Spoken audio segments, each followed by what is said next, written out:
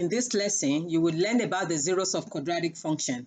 By the end of the video, you will be able to identify the zeros of quadratic functions when you are given a graph and when you are given a table. So when you hear the word zeros, it also means solutions or roots. So the zeros of a function is the point where the graph of the function crosses the x-axis. So it is the value of x when the y equals to 0. So consider this graph of y equals to x squared minus x minus 6. So if you are looking for the zeros of this graph, you want to concentrate on x-axis, okay? And you want to look for the point where the graph crosses the x-axis. So in this case, we have x equals to -2 and x equals to 3. So those are the zeros of this function.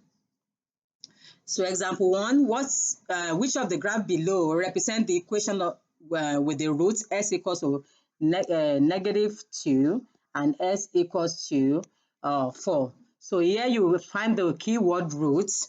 That means zeros or solutions. So we are looking at our graph. So for A, this is point s equals to -5. So that cannot be our solution. And this is -4. That cannot be our solution too, okay?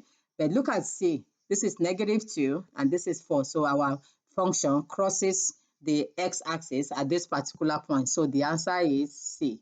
For graph number D, we see that graph number D never crosses the x-axis. So that means the function D has no real solution.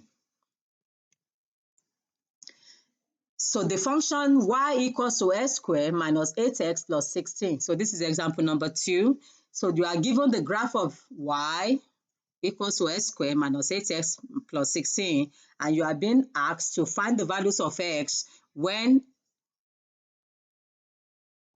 y equals to 9. Okay, so what you want to do is you want to draw a straight line across y equals to 9. And so where the function crosses that red line, that will be your solution in this case, or the values of x that you are looking for. So in this case, we have two values, s equals to +1 and s equals to +7. And that's it. So now, if you are given a table, so zeros of a function can also be identified when you are given the table of the function. Okay, so you want to focus on where the function is 0. So the value of x when the function is 0, those are your zeros. So in this case, you have this table. So focus on where y equals to 0, and that's it. So in this case, s equals to 3 is the 0 of this function. So example 3. So you are asked to find what is the value of the other solution if 3 is one of the solutions to f of x equals to 0. Again, concentrate on f of x equals to 0. So in this case, we are f of x equals to 0 here. So that means our 0 is, or our solution is s equals to -7. And that's it. So in this case, for this quadratic, we have s equals to 3 and s equals to -7 as solutions. Thank you.